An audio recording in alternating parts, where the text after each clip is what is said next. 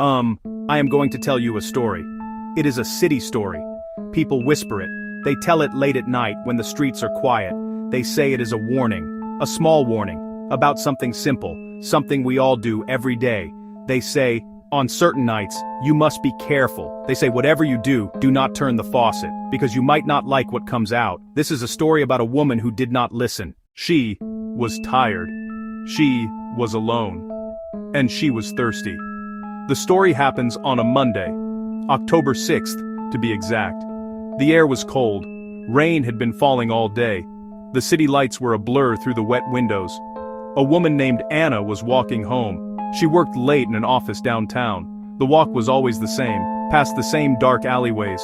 Her apartment was in an old brick building, the kind with pipes that groan, walls that are too thin. She was just thinking about a warm cup of tea. A quiet evening. She had no idea her night was about to change forever. Anna got to her door. She fumbled with her keys. The metal was cold in her hand. The lock clicked. She stepped inside her small apartment. The air smelled of old books and dust. She dropped her heavy bag on the floor. Everything was normal. Everything was quiet. The only sound was the hum of the refrigerator and the soft patter of rain against the glass. She felt a familiar thirst, the kind that comes after a long, hard day. All she wanted was a glass of water, a simple glass of water from her own kitchen sink. She walked into the tiny kitchen. The single bulb above the sink cast a weak, yellow light. The faucet was old and made of chrome. It had lost its shine long ago. She reached out, her fingers wrapped around the cold, familiar handle. She turned it slowly. There was a soft squeak, a low groan, from the pipes hidden in the wall. The sound was normal for this old building. She held her glass under the spout. She waited. She expected the usual clear, clean water. But that is not what she got. Not tonight. At first, it was just a trickle. A thin, weak stream. But the color was wrong. It was not brown from rust. It was not cloudy from old pipes. It was red. A deep, vibrant red. The color of a fresh wound. It swirled into the glass. It looked thick. Too thick to be water. Anna stood frozen. She stared at the glass as it filled. The red liquid climbed up the sides. It looked warm, but she knew the water in this building was always cold. Her mind tried to make sense of it. Maybe a prank. Maybe a chemical spill. But her gut told her something else. She turned the faucet off. The red stream stopped. Silence returned to the kitchen. She lifted the glass. She swirled the contents. The liquid clung to the sides like syrup. It did not smell like iron. It did not smell like rust. It had a faint coppery scent, the smell of a bloody nose, or a fresh cut. Her heart started to beat faster. A cold dread seeped into her bones. This was not right. This was not a problem with the pipes. This was something else. Something much, much worse. Anna backed away from the sink. She set the glass down on the counter. The red liquid seemed to glow under the dim light. She thought about her neighbors. Did they have red water too? She walked into the hallway. She knocked on the door of the old man next door, Mr. Harrison. After a moment, the door creaked open. He looked at her, his eyes wide with a strange kind of fear. He saw the red stain on her fingers where she had touched the water. He just shook his head slowly. "Don't touch it," he whispered. His voice was a dry rasp. They said on the news, a problem at the treatment plant. Just a problem. But he did not look like he believed it. He looked terrified. He looked like he knew something more. He quickly closed his door, leaving Anna alone in the quiet hallway. A problem at the plant. That sounded reasonable. It sounded logical. But the image of the thick red water would not leave her mind. It felt like a lie, a comfortable lie to hide a terrible truth. Anna returned to her kitchen. She felt a strange pull toward the sink, as if it was calling to her. She turned the faucet on again. The red water flowed out instantly. It ran down the drain in ribbons. She watched it, mesmerized.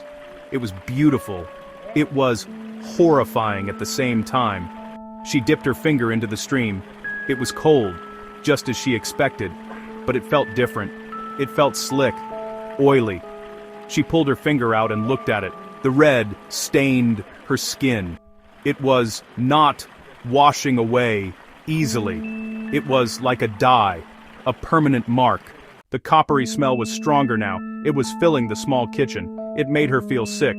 Suddenly, her phone buzzed. It was a text from a friend across town. The message had only 2 words, "Your water." Before Anna could reply, another message came through. And another. From different people. All asking the same thing. She went to the window and looked down at the street. People were gathering on the sidewalks. They were looking up at their own apartment windows. Some were holding up their phones, the screens casting a pale light on their worried faces. The fear was not just in her apartment anymore. It was spreading across the city. She turned back to the sink. The red water was still flowing. It was a constant, silent river. The sound of it was the only thing in the room. A soft, rushing noise. She felt an urge, a strange, dark curiosity. She wanted to know what was in the water, what made it so red. She filled a white ceramic bowl from the cupboard. She held it under the faucet. The red liquid filled it to the brim. She was going to look closer. She had to see. She did not know that this was the worst mistake she could possibly make. Anna carried the bowl to the table. She sat down. The light was better here.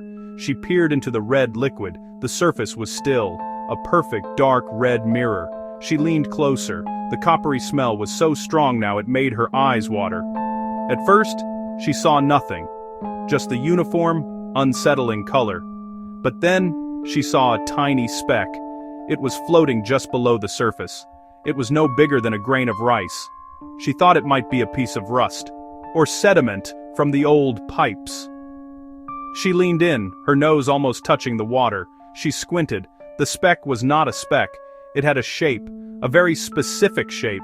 It was a hand, a perfectly formed miniature hand. It had 5 tiny fingers, a tiny palm.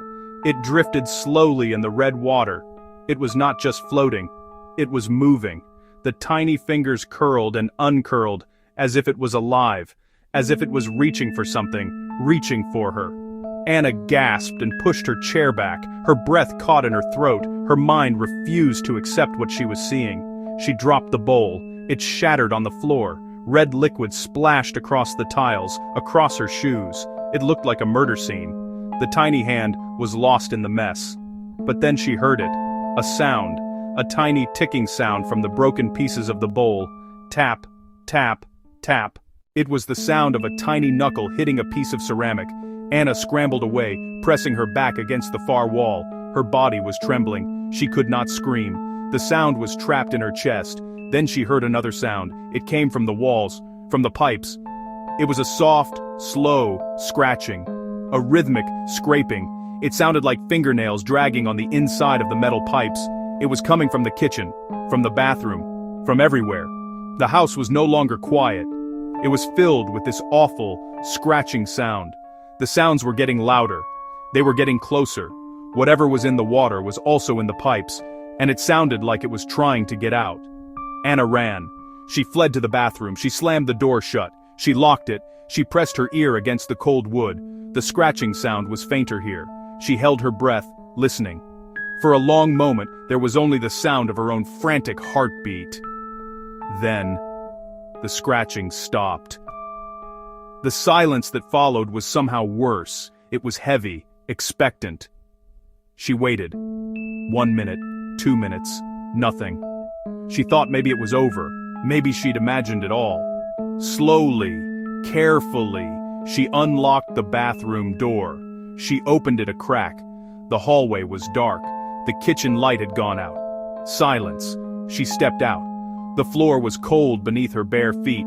The red puddle was still there, a dark stain on the kitchen floor, but everything was still. She took a deep, shaky breath. She had to get out. She had to leave this apartment, leave this city. She started to walk toward the front door, and that is when she saw it. On the floor, right in front of her door, was a single tiny object. It was a small shoe, like a doll's shoe. It was wet, and it was filled with the same red liquid from the sink. Next to the shoe was a small folded piece of paper. It looked like a note. It was also wet, the paper darkened and soft.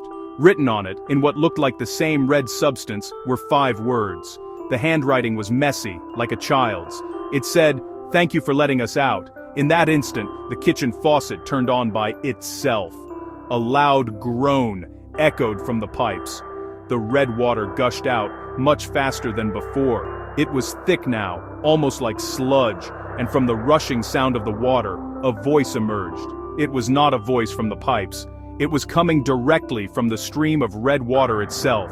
A child's whisper, soft and clear in the dead, silent apartment. It said two simple words. "We're thirsty."